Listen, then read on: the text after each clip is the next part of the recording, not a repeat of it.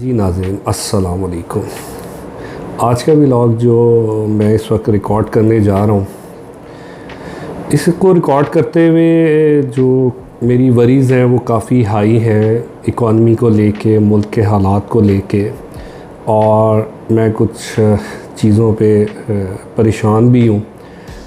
Aldous कि हम काफ़ी दिन से जब भी मौका मिलता था व्लॉग बनाते थे तो यही कहा करता था कि शायद जो समझने वाले हैं या ज़िम्मेदारान हैं वो कोई ऐसी बात कर दें और ऐसा काम कर दें जिससे हम एक गहरी खाई में जाने से बच जाएं।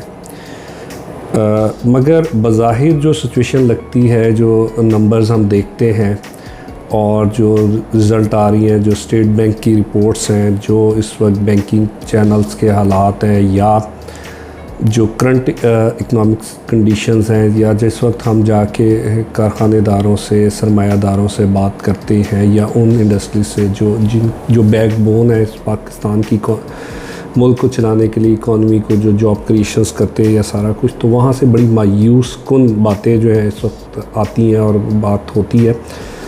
नाज़रीन, एक बात करता चलूँ और इसके बाद जाके मैं एक्सप्लेन करूँगा। थोड़ी सी हार्ड बातें और कुछ सख्त बात कह दूँगा तो उसके लिए मैं माज़रत खाऊँ, और कोशिश होती है कि बाइस्ड हुए बग़ैर ही अपनी ओपिनियन दूँ, और ऐसी ओपिनियन दूँ जो हमारे मुल्क के लिए और हमारी इकॉनमी को समझने के लिए बेहतर हो।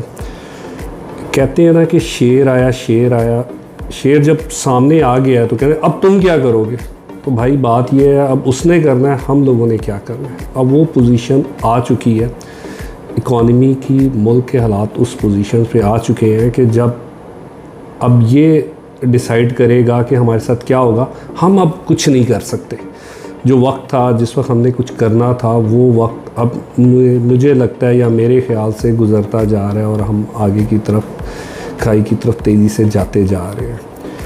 अभी मैं एक बात जो अब कंटिन्यूसली हम कर रहे थे और कहते जा रहे थे, मगर अब आया के सामने आ गई है, और वो ये कि ओपन मार्केट और इंटर बैंक के डिफरेंस को क्रिएट रखने का रीज़न्स क्या है, वजूहात क्या हैं। अब आप स्टेट बैंक के नंबर्स अगर आप उठा के देख लें रेमिटेंसेस के, वो एक अच्छे खासे डिफरेंस क्रिएट करते हुए नज़र आ रहे हैं मंथ टू मंथ बेसिस के ऊपर। इस मीन कि कहीं ना कहीं कोई सारी सिचुएशन का बेनिफिशरी है, किसी ने फ़ायदा लिया है, किसी ने इस सिचुएशन से पूरे तरीके से हमारे सिस्टम को ये कह दे यरगमाल बना के अपने जो वेस्टर्न इंटरेस्ट हैं उनको हासिल किया है। सिंपल सी बात है कि जो रेमिटेंस का एक नंबर है वही बता रहा है कि लास्ट मंथ से इस मंथ को तकरीबन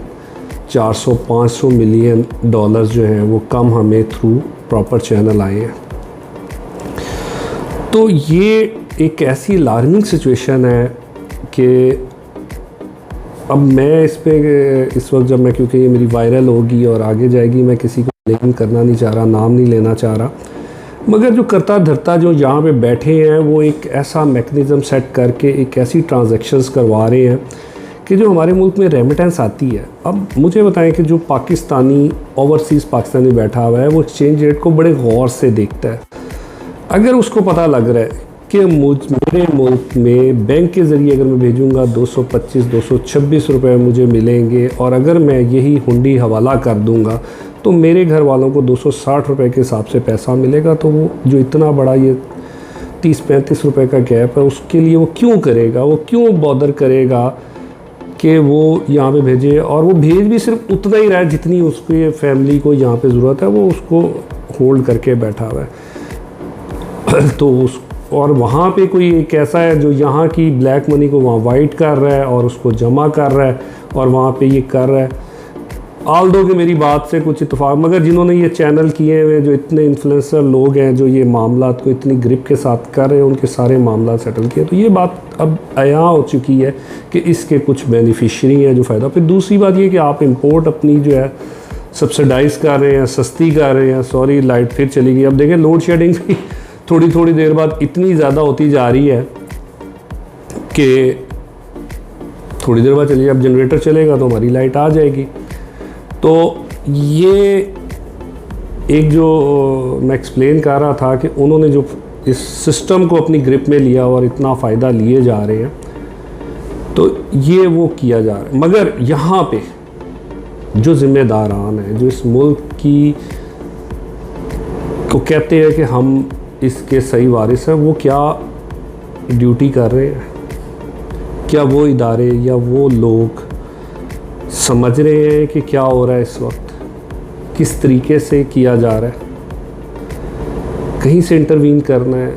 हमारी जो मेन बैकबोक इंडस्ट्रीज़ हैं, टेक्सटाइल्स, स्पिनिंग, वीविंग, वो अपनी कैपेसिटी का तकरीबन 50% से लेस देन चल रहे हैं। एप्टेमा के चेयरमैन बार बार वज़ीर आज़म पाकिस्तान को ख़त लिख के बता रहे हैं कि हम इतना रिड्यूस हो गए, हमारी एक्सपोर्ट्स और गिर जाएंगी, जो हम 1 अरब पे आ गए ये और नीचे चली जाएगी। क्या किसी के कान पे जूं रेंग रही है? इसके बाद जो फ्यूल क्राइसिस आएंगे, या जब हम इंपोर्ट एक्सपोर्ट के जब हमारी एलसीज बज़ाहिर इन्होंने कहा जी खोल दी है स्टेट बैंक ने, मगर बैंक्स नहीं ले रहे। अभी एक सर्कुलर था, मैं देख रहा था, जो निज़ाम बैंक ने इशू किया था उन क्रेडिट कार्ड यूज़र्स के लिए कि आप अगर फ़ॉरेन मुल्क में जाके डॉलर्स बाय करते हैं तो मैं आपको इंटर बैंक रेट से उसकी एडजस्टमेंट नहीं करूंगा, क्योंकि मुझे ओपन मार्केट से ख़रीदना पड़ रहा है, तो जो ओपन मार्केट का रेट होगा मैं वहाँ जाके एडजस्ट करूंगा। ये निज़ाम बैंक का डिस्क्लेमर आया हुआ, उनकी वेबसाइट पे भी अवेलेबल है, आप देख सकते हैं।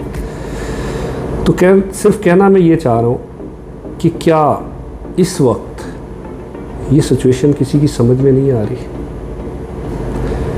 अभी और क्या मैं आपको मिसाल दूँ, इससे पहले हम जब भी ऐसी सिचुएशंस में आते थे तो हमारा मुल्क एक आईसीयू के ऊपर बेड पे जाता था।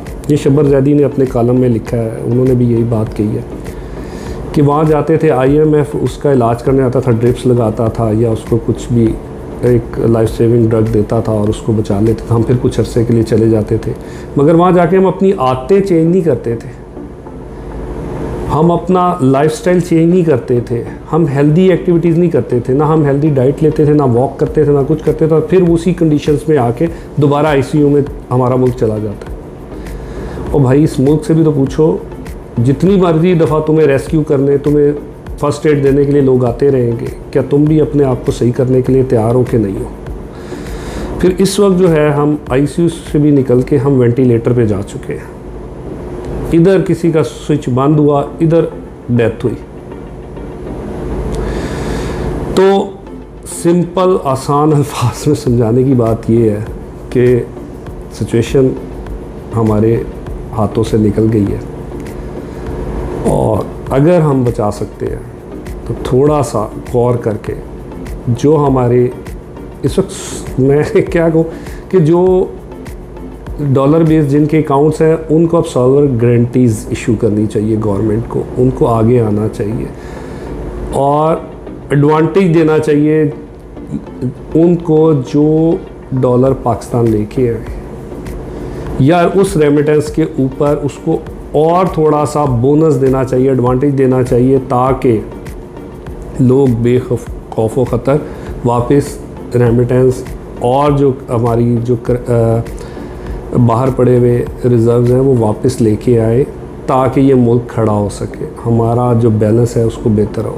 एक आप किसी की थ्योरी पढ़ ले, किसी जगह पे जाके आप सिस्टम की स्टडी कर ले, एक चीज़ दुनिया के अंदर एक फंडामेंटल असूल बन गया है, रूल ऑफ थंब है कि डिमांड एंड क्रिएट, सप्लाई में जब गैप होगा प्राइसेस इंक्रीज़ करेंगी।